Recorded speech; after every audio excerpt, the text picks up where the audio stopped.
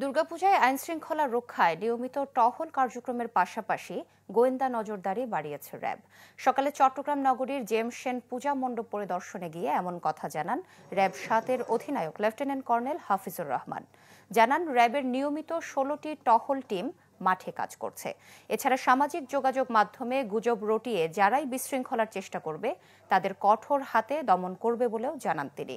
আইনশৃঙ্খলা বাহিনীর কার্যক্রমে সন্তোষ প্রকাশ করেন পূজা উদযাপন কমিটির নেতারা।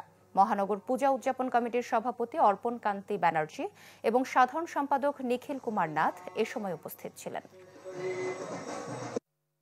গত ১ মাস যাবৎ এই পুজো নিয়ে তারা কাজ করছেন।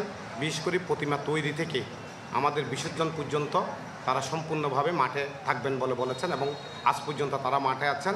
আইন শৃঙ্খলা এখনো পর্যন্ত ভালো আছে। আমাদের গোয়েন্দা নজরদারি এবং গোয়েন্দা দল আছে। আর টহল কার্যক্রম অন্যান্য আইন শৃঙ্খলা রক্ষাকারী বাহিনীর সাথে আমাদেরও পর্যাপ্ত পরিমাণ টহল রয়েছে। অ্যাট এ টাইম 16টা করে টহল আমাদের বাইরে থাকছে এবং রোটেশন করে 348টা টহল কাজ করছে। তো আমরা আশা করছি যে এই পর্যন্ত সুষ্ঠুভাবে পূজা সম্পন্ন হয়েছে। আগামী যে 2-3 দিন বাকি আছে ইনশাআল্লাহ সুন্দরভাবে সম্পন্ন হবে।